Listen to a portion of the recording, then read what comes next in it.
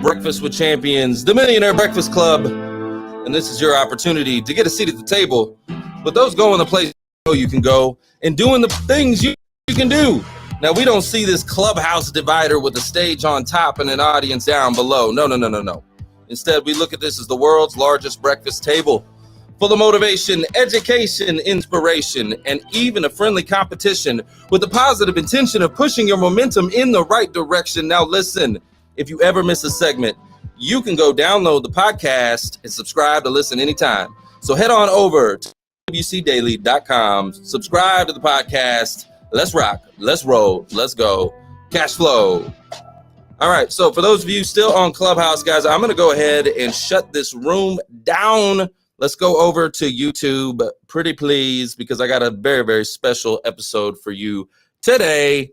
All right, so I'm going to shut the room down, and let's see here. 3, 2, 1, bye. All right. So hopefully they're over there hanging out with us on YouTube right now.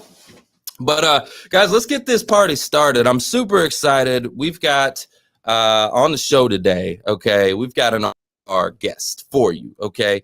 We've got Mark Silverman, okay? And he's an executive coach, keynote speaker, and author of the upcoming book, it's the Rising Leader Handbook. Guys, I'm going to tell you something. Okay? The Rising Leader Handbook. That's got my name all over it, okay? So I want to just go ahead and open this thing up. And Mark, could you share a little bit about your journey and actually what inspired you to focus on developing rising leaders? What helped, inspire that whole mission of yours? First of all, I feel like I walked into my basement studio and walked into an unexpected party. This is crazy. This is so much fun. The energy before the call, before the mics turned on and everything. This is great. So this is kind of an unexpected journey for myself. When I started out being a coach, I never called myself a leadership coach. I was kind of a productivity coach, maybe a life coach, that kind of thing. And if you look at my public persona over the last 10 years, I'm Oprah. I show up as Oprah, on LinkedIn or Facebook or Instagram. What do you mean by that? What do you mean you show up as Oprah? I got to know what that means. So the reason I'm a coach, okay, is because I crashed and burned on my way to the 1%, on my way to making, to being successful. I destroyed myself, my health, my mental health, my marriage, right? I paid the price to be successful. And we'll talk about the origin story before that. And, I was homeless and living in my truck. And no way. Yeah. So it was, dude, let's dive into that. I need to hear all this story, man. I don't know your story. So you're going to have to share it to me. Like, I don't know. I'm a stranger, man. Tell it to me. So, all right, cool. So when I came to Washington, D.C. in 1989, I was looking to borrow some money from my brother because I was homeless and living in my truck. And I had drank I was a drug addict and a drunk and, just kind of not a going human concern at 27 years old. It's so funny because my son is 26 and a half and we just did a video of my life and we showed a picture of me at the same age. And, now he's 26 and it was interesting to see I was 135 pounds in the picture. I just showed up in Washington, D.C. To borrow some money from my brother. Wound up getting sober. My brother said, if you're going to stay with me, you need to go to AA meetings and NA meetings and get yourself clean and sober. You need to go to the gym with me and you're going to take college classes. So it took me until about 40 years old to get a college degree. But from there, waiting tables, going through college, and then getting a job as a salesman, and sobriety is kind of an amazing thing. I flunked out of college at 18, got straight A's, and was the Presidential Scholar Award recipient to Georgetown, in my 30s, which was really interesting. Didn't come with any money, so I didn't go to Georgetown. But it was so nice to see that take drugs and alcohol out of it, and I actually still had some skills. Several years later, I found myself married. 2 kids, millionaire, driving a nice car, wearing Hugo Boss suits. Hold on. You're skipping so much in there. You know what I'm saying? So I'm like hearing, okay, drugs and alcohol, and then your brother came into your life, right? And he kind of said, hey, listen, you got to cut that nonsense out. You got in school, and then all of a sudden you're a millionaire. So it felt like that, right? So I was waiting tables and going to school. Then I got a job as a sales guy. Yeah. Okay. Let's get into that. You want to know the whole story? Fine. Yeah. Oh yeah. I gotta dig into this, man. Come on. This is it. So I talked my way into a professional job at the hotel. I was working at the Four Seasons in Georgetown. And my whole family was in the restaurant business my entire life. I thought I was going to be nothing but a waiter. When I asked my then wife to marry me, I said, I may be nothing more than a waiter. Are you okay with that? And she came from an affluent family, and they all embraced me and they loved me just for who I was. But when I got my first job as a salesman, it was really overwhelming to me because I'm an introvert and I don't like to bother people. But I took a personality test and they said you should either be a lawyer, a writer, or a salesman. And I was like, I'm never going to be a lawyer because it's going to take me for a while to get a regular college degree. I can't write at a 6th grade level, even though now I'm an author. Me too. So I took a sales job. And I remember the first interview I went on. It was copy sales. People used to go door to door to sell copiers. And the salesman, when I came back from a trial run, he said, "Silverman, don't ever be a salesman." He says, "You're a nice guy. You don't have what it takes." So I got my first sales job, and what I realized, I was sucking at it really bad because I didn't like to bother people. And what I realized was that my connection with people, my ability to serve, my ability to listen, to help, was my superpower.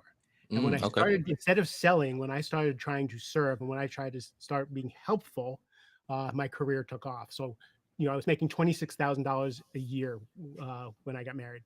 The next year I made, 50,000. Next year I made 100,000, right? And I kept doubling my income and getting new sales jobs.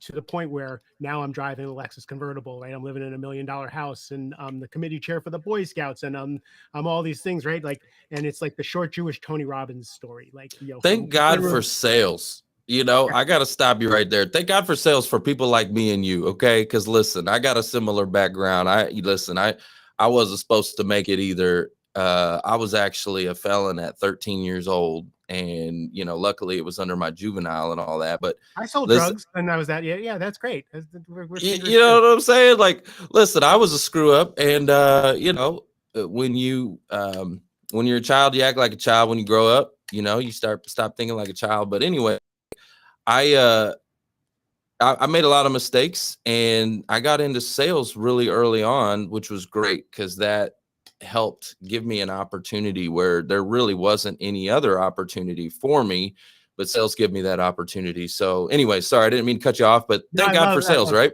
I agree because I'm in a neighborhood with doctors and lawyers and people who have really worked hard to get where they are. Yeah, I made a lawyer. I mean, right? You know what I'm saying? And I didn't have to go to school for 8 years or whatever. So anyway, who's the smarter one? Just saying. Right? No, I'm just kidding. I used to tell people, I had a saying that people were the only reason people went to college was because they were too stupid to figure anything else out. Mostly because I was jealous that I couldn't drink and do college at the same time. I couldn't put those two things together, and everybody else seemed to be able to do that. If I could just have figured out how to get drunk and high and still go to class, that would have been great.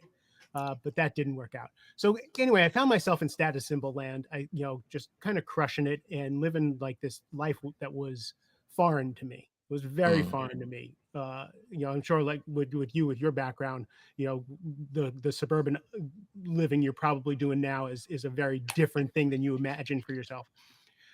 And what happened was I drove myself so hard. I was all things to all people all the time because I had to prove that I wasn't this homeless guy, that I wasn't the drunk and the alcoholic, that I wasn't the loser that I felt inside. So I drove myself really hard. And what happened was the cracks started to come. The insides didn't match the outside, and the deep work that needed to be done, the trauma work, the stuff that, to help me move into midlife, to move into that next phase, just came out to the outside. So what happened was stone cold sober without taking a drink or a drug. My career started going in the toilet. And I couldn't sell anymore. And I was having panic attacks. Every time I would walk the halls and I'd run into a CIO that I worked with for years, and I would have a panic attack and have to run into the bathroom to catch my breath. Why do you think the panic attacks were happening? Is it because, okay, so I'm trying to see if I can understand. You tell me if this is the same for you. Because I know what I'm capable of, sometimes when I'm not, like if I'm running at 50% and I'm not running at 100%, it actually compounds because I know, like, I don't know, like I get in my own head. I'm like, oh man, I know I'm not saying the right things. I'm not doing and I beat myself up. So all of a sudden it gets even worse. And I don't know. I don't know if that makes sense or not, but it totally makes sense. You psych yourself out before you even start, right? Correct. Like I know what I'm capable of. And so when I'm running at 50% or whatever, I'm like, wait, I get in my own head and I get anxious actually, because I know I'm not living up to my potential, and it makes me anxious, and it actually makes me even worse. So I don't know if that's what you were running into. Tell me why you were getting anxious. I found out, I figured out after what I was running into. I didn't know what I was running into. All I know is I couldn't sell anymore. My career was going in the toilet. I started getting sick all the time. I had pain in my body. I was losing weight, and I was getting sick all the time. And then my marriage started falling apart. Next thing I know, I'm living in an apartment around the corner from my kids and my ex-wife, and everything had just fallen apart. And I was sick and miserable and depressed and suicidal. Oh no. And I didn't know what the hell was going on. And what I now know in hindsight was it was all the childhood trauma. It was all the internal work that needed to be done in order to be able to inhabit the life that I had created, that I just kind of missed. So it all kind of fell apart. What happened was I thought I was going to die. I was told that I was misdiagnosed over and over again. It turned out it was total trauma and stress and stuff. But so I decided if I was going to die, I was going to do three things. This was 2008 or 2009, I think it was. I said, you know what? I need to make $1 million and leave that to my kids and my ex-wife. Like I want to make sure my family's okay. I'm going to give $60,000 to charity because I just hate myself and I got to make up for it. And then I heard someone on the radio say that everybody can run. Stu Middleman, this ultra marathon, he said anybody can run. Anybody can run a marathon. So I called him up and said, and this was before the internet and Zoom and all that stuff. I said, can you train me to run the Marine Corps Marathon? And he said, yeah, you can do it in about 2 years. I said, I can't run a mile, but I got to run it in October. That's 8 months away. You got to train me. So I trained for the marathon. I ran the marathon and made the $1 million and gave the $60,000 charity. And wait. Let me just make sure I got you. Okay. So you were preparing to exit and you were like, I got to make $1 million for my family. Right. So I'm going to go run a marathon so I can win $1 million. No, I ran a marathon and I had just gotten a new job. Okay. It was like, as soon as I had decided that I needed to do something, like the world just conspired for me. A friend of mine called me and said, I'm at this new startup. You're one of the best salesmen in the world. Come work for me. And I was just sucking at the job I was at. And I'm going to give you an engineer who I used to work with, who was amazing. Right. So got the new job, heard Stu talk on the radio. So I said, all right, this is going to happen. I'm going to make $1 million. I'm going to crush it at this job, have a new start. I'm going to run this marathon so my kids see what you do in this tragedy, right? Like I'm going to be a warrior, right? And I was able to do those things. And it's really interesting because after I did that, right, now my career is fucking right on track, right? My health is back. My mental health is getting better because I was listening to every self-help book, every spiritual book, everything I could listen to while I was training. And I was meditating and I was journaling and I was doing all these things to build myself back up.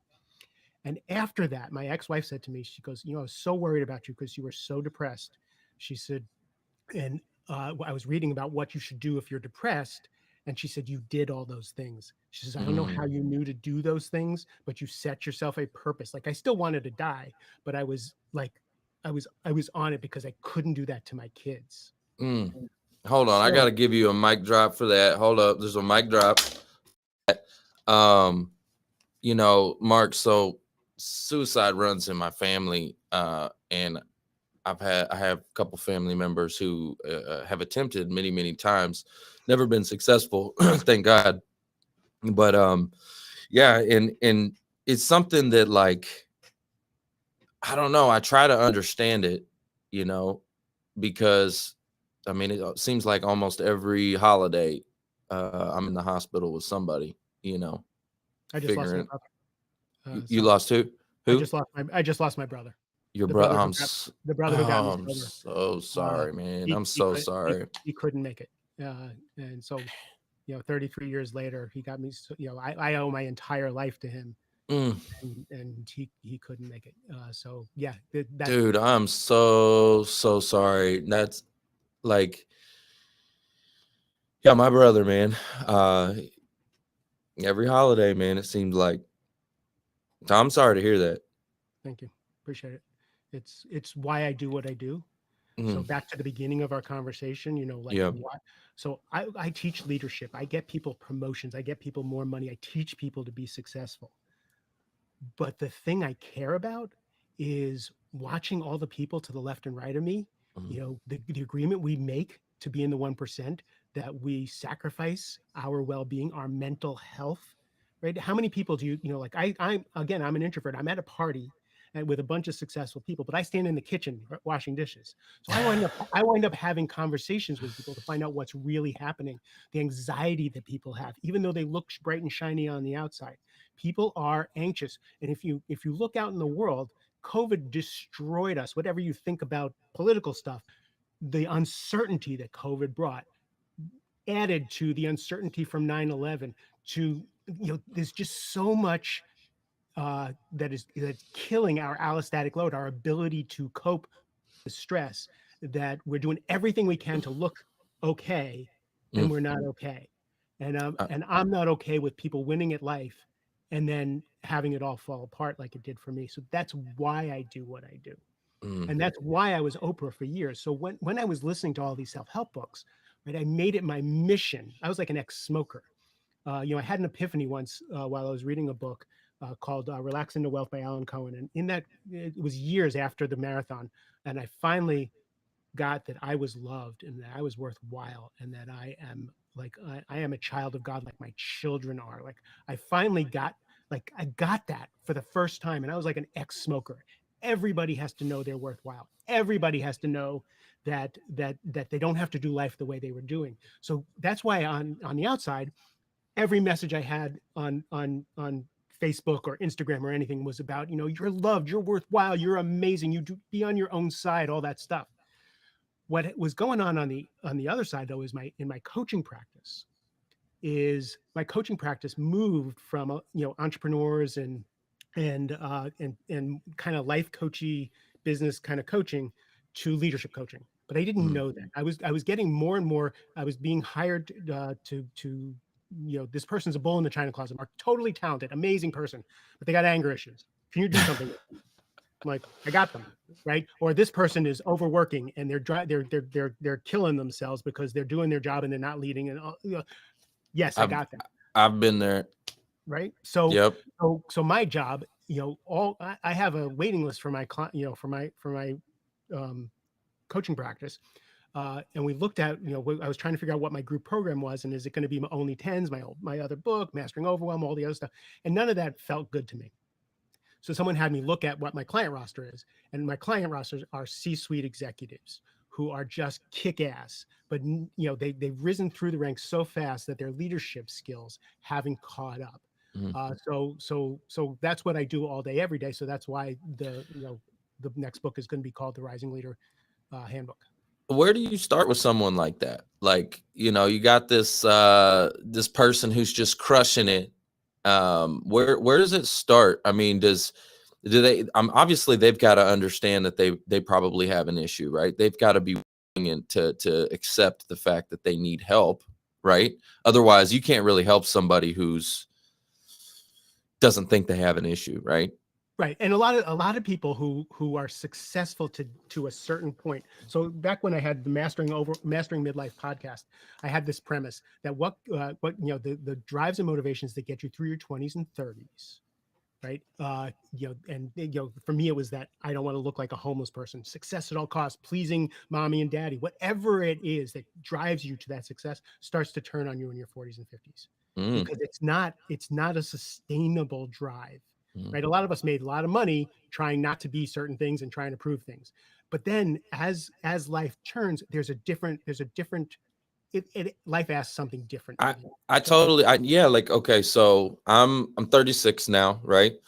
And like I told you before, so in my teenage years, I was a screw up and got in a lot of trouble. Then in my 20s, I got in the auto industry, started cars, so I got into sales, right?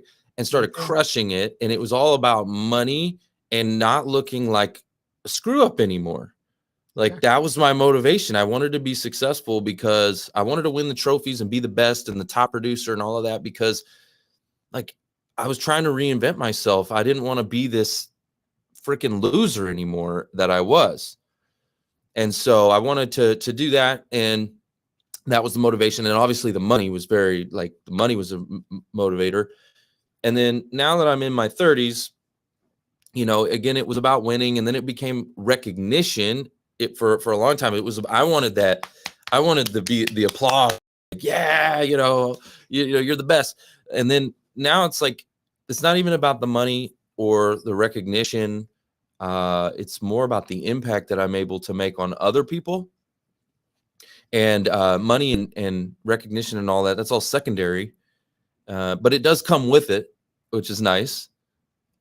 Things are still there. They're still drivers for me, but they're secondary drivers. The first impact, it's impact first now is my big driver, because when I get those DMs from somebody that I've made a big impact in their life, or I've helped lift them up or kept them from thinking about suicide, that's a big one for me. When I get those DMs, which I get a lot, that's like, oh man, like I helped give somebody a lifeline, you know what I mean? And that to me is worth more than gold, worth more than any recognition, you know. So anyways, it does change over time. So that's not in any ways. That's going to drive you to even further success, because again, when you become other focused in that fashion as a leader, that changes everything. So up until a certain amount of time, most leaders who rise through the ranks quickly are me oriented. Are just career success, proving themselves, that kind of thing. So the paradigm shift I have to do is, when you became a leader, your job changed. Everything about your world changed. So on my podcast, I interview CEOs, and I've had the good fortune to have some of the most amazing CEOs and leaders, business leaders, in interviews, and 201. Every single one of them that has been so successful has been other focused. All they Mm, talk about is how much they care about the people that work for them, right? mm, How much interest they have, and how much time they spend coaching, understanding, listening, right, and guiding uh, their people. And that paradigm shift, we talked before the mic went on. You were saying your business is growing, and you have to move from solopreneur and doing everything to success through others, and you have to learn how to do that gracefully, right? That's the hardest transition. I was just talking to a client earlier about coaching one of his people, and he said he can't get his person out of the weeds because he was so good at his job, and he's not good at leadership yet. mm. So the comfort food is going back to doing what you were good at, rather than working on the leadership skills, because leadership skills aren't as immediately fulfilling as getting the job done, right? It's so funny. It's so funny what you're talking about all this, because I've wanted it. It's always been a desire for me for a long, long time. Even that's why I left the auto industry, is because I wanted to lead and train and develop some of the other sales. I was the top producer and I wanted to. I had a desire to help them, learn what I learned, and they wouldn't allow me to. And so that's a big driver of why I was like, deuces, I gotta, you're not. Anyways, I wasn't able to grow there. And so 100%. That's it, you. That's the definition of someone who should be a leader, right? When I was going to become a sales manager, one of my directors said to me, if you don't get more satisfaction out of watching other people succeed than you do yourself, you're going to hate this job, Mm. right? So that was an early indication of what I do. So now for me, what I have to do is I have to show them that, again, you chose to be a leader. This is your job now, and now your job is playing four-dimensional chess, because you have to lead up. You have to be able to manage your manager. You have to be able to be a trusted advisor. You have to be able to lead on a team of peers, right? Everybody laterally to you are good at what they do, or maybe they're not good at what they do, and you still have to work with them. So you have to be able to lead while you're part of a team. Shine and be a team player. You have to lead your team, and then you have to take care of yourself. You have to become the best person you can be. So lead up, lead across, lead your team, and lead yourself, which is the premise of what I do. Yeah, I see that here. Okay, so talk to me real quick about the new upcoming book. Okay, it's the Rising Leader Handbook, right? And can you give us a sneak peek into what the readers can expect? Is it a deep dive into leading up across in your team, or is there, tell us a little bit more about that. It's not a deep. What I love about it is it's a handbook. Okay. It's rules of thumb for becoming a trusted advisor. In other words, Mm. and pick a hill to die on is one of the things that all my clients learn from me really quick. If you're taking every hill, nobody's going to listen to you. You've got to decide which battles you're going to fight. What's important here, right? Mic drop. So I get caught up in that too. I get caught because listen, my I'm naturally kind of a little bit of a fighter, okay? A little bit of a rebel, a little bit, okay? Just a little bit for everybody online, okay? Just okay. And so yeah, that's really good wisdom there, is picking your battles, because sometimes I just want to be right. Which, hey, listen, I'm human. Do you want to be right, or do you want to be happy, right? Right. And the way that translates for leadership is, do you want to be right, or do you want to be effective? Right? Because our egos get in the way almost all the time of being the most effective we can. We get slighted. We demand respect. We're not getting credit. They didn't talk to us this way. Instead of, and one of the sayings I have is, the person who's grounded and centered in a meeting has all the power. Mic drop. If you can take your ego out of the meeting, you win, right? Because you can listen, right? You can get to the essence of what's going on. I got to remember that. Take your ego out of the meeting. Okay. Take your ego out of the meeting. That's good, because yeah, for me, like, respect is such a big thing. And I think that's a big for men in general. Men just like, with women, I think it's trust and protection, right? Like they want to be protected. And like for men, they want to be respected. Like that's one of the biggest things. It's like, and so like, that's something that I have to remember, is take your ego out and just center yourself, right? Center yourself and pick your battles. Yeah. So remember, if you respect yourself, you don't need respect from anybody else. Ooh, I like this. Y'all see why I brought this man? You see why I brought this man? I knew it. I like it. So here's the cool thing is, you don't have to wait. The book's going to be published in October, as long as I get, this week is the deadline for the rest of my manuscript. But there's a 28-page summary of the book, which has links and tools and all kinds of stuff right on my webpage. You go on my webpage, big red button, you can get the advanced summary of the book, and you can also get my other book, Only Tens. Confront your to-do list, transform your life, free on the podcast, on the website also. Yeah, that's amazing. I want to do something real quick while we got some time. I want to see if we can go to the audience real quick, and hopefully we're not having any technical difficulties on these other channels as well. Oh, there's a live studio audience. I didn't know that. This is so fun. Yeah, so we've got shout outs real quick. Victoria, Michelle, Robert, good to see you. Stefan, Jason Hopper, we got Eddie Weber, Chandra Thomas in the house. Donald, good to see you. Jessica Powers, Malika Starr, yay, what's going on? Good to see you guys. If you're in this episode, just give me a 1 in the chat. Would love to hear from you if you are enjoying it, because this man's dropping the mics, okay? Dropping all the mics in the studio, and I just appreciate what you do and why you do it. Okay, it's also a motivator for me, because I told you a little bit about my background with my family, my brother and my mother and stuff like that, and suicide and all of that. So it's a big driver and a big motivator for me. My purpose and mission is I saw these job seekers going through a really hard time, and they were having a hard time getting back to work.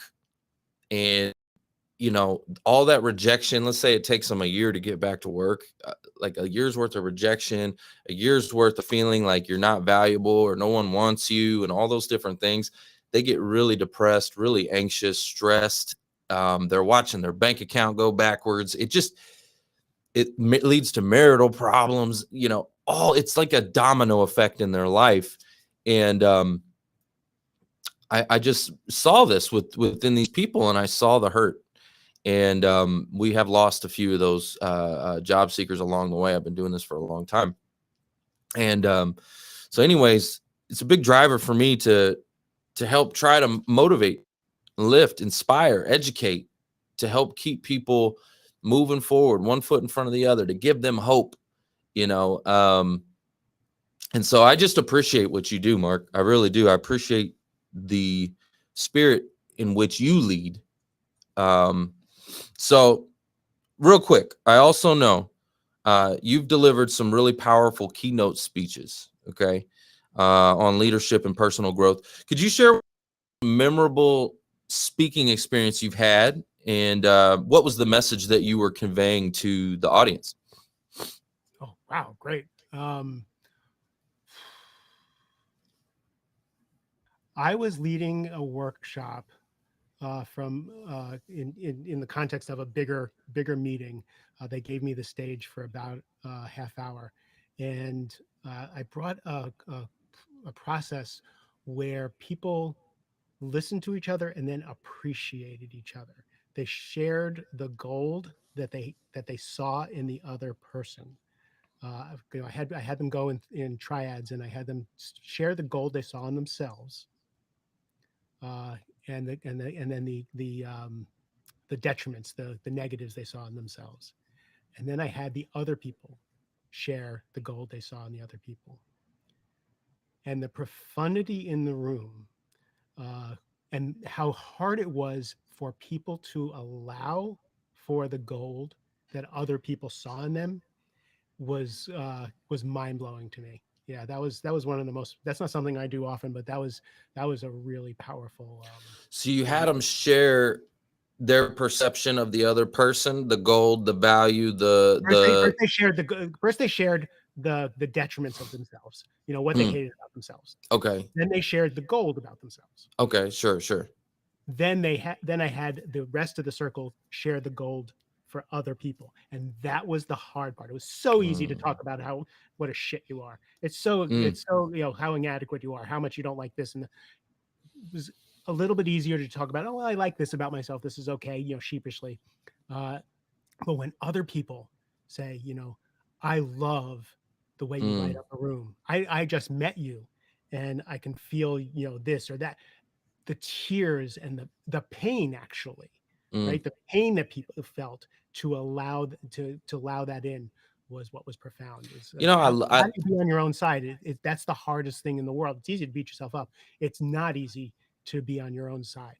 And I love what you're saying, because when I'm thinking of this, I'm also thinking about how much we need to, as a society, we need to speak life into other people. Because you're right, it's so much easier to talk bad about yourself and not really often see your own gifts, right? You're too close to the trees to see the forest, right? And You're too in your trauma, dude. You're yeah, just too like we're all 5-year-olds just trying to work out what happened to us way back when in these adult bodies. but other So people see it. Other people see your gift. They see that thing that makes you special. And so what I think is awesome, and this is something I like to do. I like to share that with people. Like, hey, like this is what you're awesome at. Because I've had people in my life, in my story, it is all about who you know. There are people that have spoke life into me, that believed in me when I didn't believe in myself. And that meant the world to me. And I didn't want to let them down. So I gave it my all. And I stepped into that greatness that they were calling out of me, And I think that's important to do as leaders, is to speak into people, to say, and I can think of somebody right now, my managing partner, Mike Scoville. Like, that guy is freaking awesome. What a great leader. He's one of the best examples of leadership that I can tell you. And he speaks life into me all the time. He believes in me. And I'm like, man. And so I think we need to do that for others more often. As a society, we need to just tell people when we see something special and to speak life into people, because you never know what they're going through. And that could be the thing that keeps them moving forward. You just don't know. Or you hear years later, you say something to someone, and then they come up to you years later, and you said such and such to me, and and that meant the world, and it was nothing to you, right? And it was everything to them. Absolutely. I can think of somebody right now, and I want your advice on this, actually. There's somebody who I know right now who has got a gift and a talent that is just phenomenal. And he's playing small. He's afraid. He's afraid to really step into it. He knows he's got a gift. He knows he has a talent. And everyone tells him he's got that gift and talent. He knows it, but he's afraid to step into it. And so I almost want to just tell him, I was thinking about it the other day, because I feel like I owe it to him to say, hey, listen, do you know what your legacy is? Right now, what people are saying about you when you're not around is that you're so talented, you're so gifted, you have just this amazing gift, but you're afraid and you're scared. And that's right now. That's if you don't do anything about that, if we can't get past that, that's what's your legacy going to be, that you had, that you just missed it, man. You were too afraid to step into it. I don't know if that's the right thing to say to the guy or not. You really want my advice? Yeah, I want to know what live on TV. Yeah, so, I want to know what to say to him, to call him out, to like. He doesn't need to be called out. He knows he's playing small. But there's a reason he's playing small. He may not know the reason he's playing small, but the fear of playing bigger is very real to him. Right? The fear of putting the Rising Leader Handbook is very visceral for me. Putting my hat in the ring with all these guys who hang on the side of mountains and were former Navy SEALs, and I'm going to talk about leadership, right? Is insane to me. Right. So I have to go past my fear of being ridiculed for calling myself a leadership coach, when I don't hang on the side of mountains. Right. And I don't eat nails for breakfast. The imposter syndrome, right? Like, that's what they call it. The truth is, I have eaten nails for breakfast. But anyway, so back to him is curiosity, right? Compassion. What do you think's going to happen if you do this? And listen, this fear is very real to you. It may not be a real thing, but to you, it's very real. And just listen to what it is, and then you can say, oh, I totally get that fear. I had that fear, right? My background, everything I do goes outside the comfort zone of my background. Your fear is unfounded, right? Or maybe your fear is founded. My fear is totally founded. People could ridicule me for this book, right? And say, who the hell are you to write this book? But for me, I'm trusting that I will be okay no matter what happens. I do have a track record of being way more successful at everything I ever do than I think I will be. But I have to know I'm safe in here to fail, right? I'm okay if I fail. And that's the hardest thing in the world, right? To some people eat that for lunch. I don't like to fail publicly. Yeah, nobody likes to fail, but I like it like this. Here's what I have figured out. Okay, if you're gonna fail, I want to fail so big. Like I want to crash the plane on the way down. I want it burning. Okay, like I want to at least. I'm gonna go so big that when I fail, like okay, I'll just give you an example. So just with this particular episode, now this isn't a huge example, but okay, I got a lot of things going on technology-wise that I'm running right now here. You know, I got Riverside, I've got Restream, I've got my Roadcaster, I've got the microphones, I got the I got all these different things going on. All these Descript is running right now, all these programs. Okay, I was gonna run it through Clubhouse.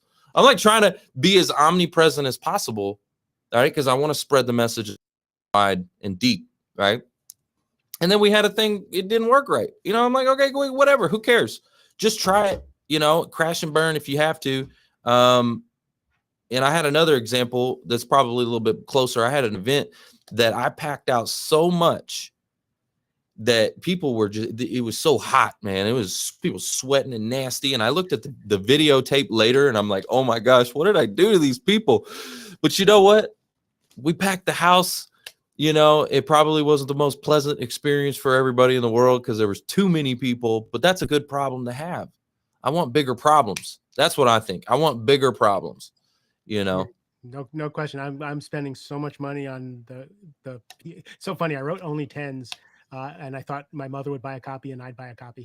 And it sold 1,500 copies the first day, and it sold thousands and thousands of copies. Did no promotion or anything with it. This one, I'm actually hiring a team and doing the promotion, so I'm going to fail big, right, or succeed big, whichever it is. But back to your guy.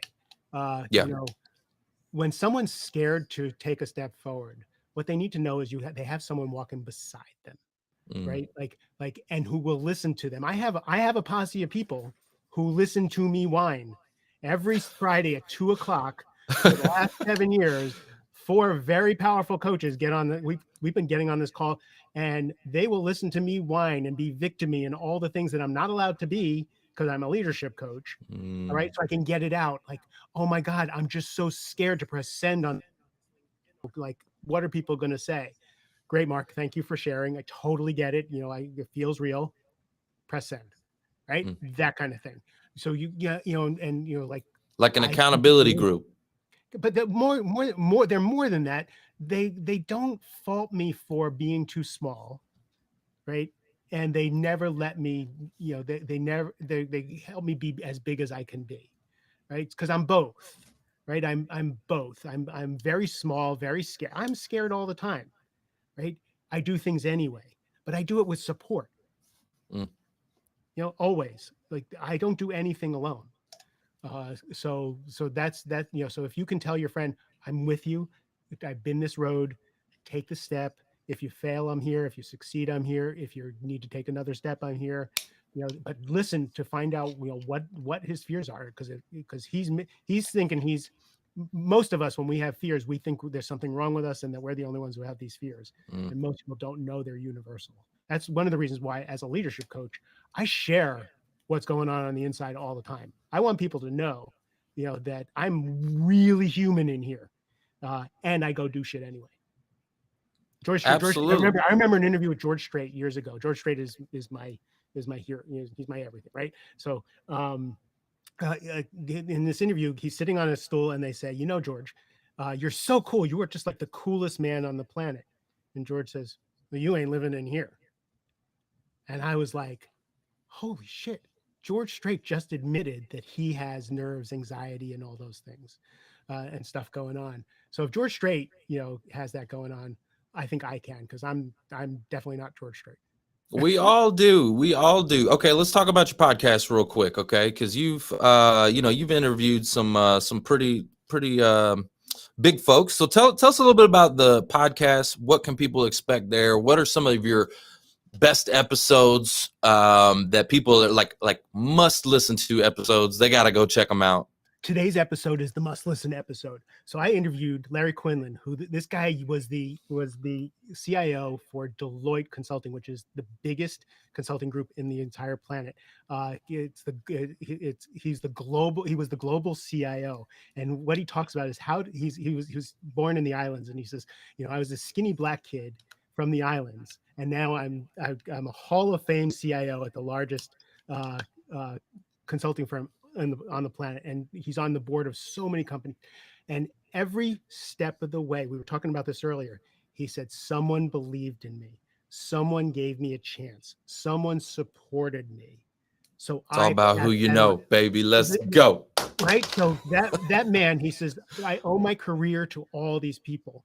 Yes. And before that, Tom Mendoza, the president of NetApp, another masterclass in leadership and caring about your people and putting your people first. Nobody's been more successful, fastest growing companies in Silicon Valley history because he cared about his people. Right? Each one of those episodes to a person is, Gary Ridge was the CEO of WD-40.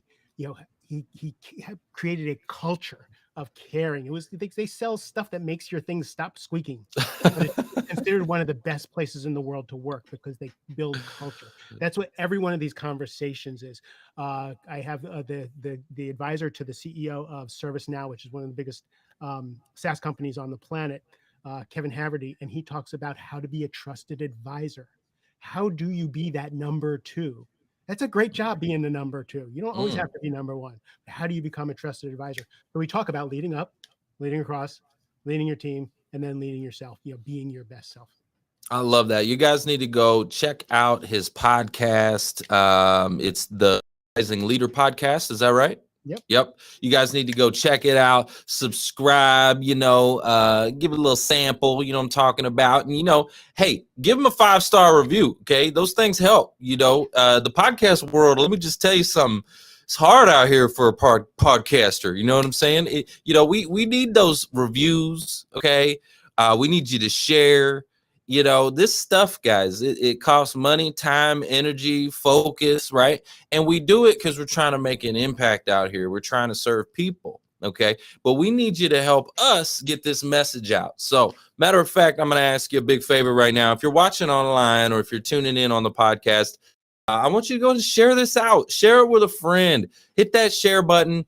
And help us to get the word out. Make sure you subscribe to the Rising Leader podcast. Give them a 5-star review to keep the word going. You know what I'm saying? Thank you for that. Absolutely. We appreciate you, man. We really, really do. Some final thoughts as we conclude the conversation.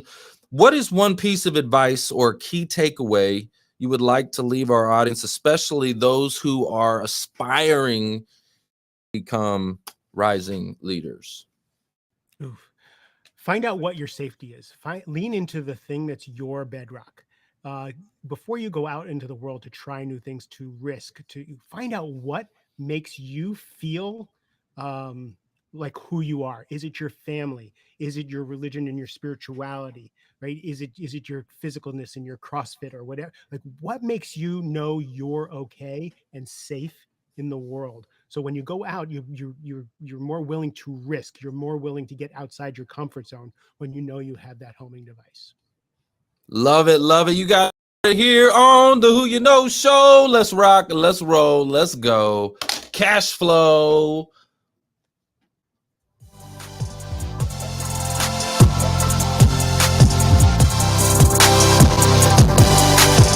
Thanks for listening to the Who You Know Show podcast.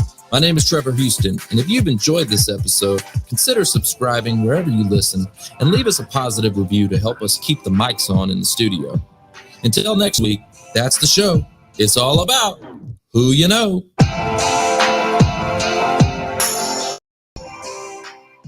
All right, now this is the after show, okay? Mark, I just want to say thank you, man. I really appreciate you, literally, and everything. I just love what you stand for. And anything I can do to support it, you know what I mean? You let me know. I'm in like Flynn, okay? If you guys enjoyed this episode online, I want you to rate it, okay? Let's get a rating going on here. Let's see how well Mark did on this thing. I want you guys to rate it. If it's a scale of 1 to 10, I want you to give them a 10. You know what I'm talking about in the chat. While we're waiting for those to come in, I want to give some shout outs here. We got Malika Starr. She says, hey, Trevor. We got Jessica Powers. She says, what a powerful soundboard to bring in awareness today. Thank you for the vulnerability and transparency here. So that comes from Jessica Powers. She says, I see the gold on you guys. She sees the gold. Guys, we appreciate you for tuning in again. Oh, we're getting 10s. Jessica says 10. John Ritt. Hey, John Ritt. John Ritt. Hold up. I got to do this for John. John, I know you know what number I'm thinking about, okay? There's a specific number I have in my mind right now, and it goes along with a song. If you can hit that number, I'll sing the song live for the audience real quick. Tell me the number in the chat. While we're waiting, I will give some more shout-outs. David Kern in the house with a 10. Okay, so, Mark, you're lighting them up with the 10s, man. Good job. Yep. We got Donald Vintka. Okay, Eddie Weber in the house. Oh, John said the number. It's 454. 454 with the repo. Oh, no, that's a really bad credit score. And you know you can't get it with a repo on your credit. Okay, there's an inside story to that. John Ridd's the finance director over at Harley Davidson when I worked at Harley Davidson. Okay. And yeah, I made up that song for bad credit. Okay, it's 454 with the repo. Oh no, that's a really bad credit score, and you know you can't get it with a repo on your credit. I hope they use it on the radio. It's so bad. You know, it's so bad. It's so bad. But John, I'm glad to see you here in the comments with us. But hey, Mark, I really appreciate you. Thank you for your time today. And yeah, that's it, man. If there's anything I've been on, wow, like 100 podcasts, and this was just fantastic. I really appreciate you. Man, thanks. Absolutely. Let me know if you need any special guests on your show, man. I'll be more than glad to come hang out with you. You know what I'm saying, over there on the Rising Leaders podcast. Y'all go check it out, subscribe, and give them a review. Guys, that's the show. It's all about who you know.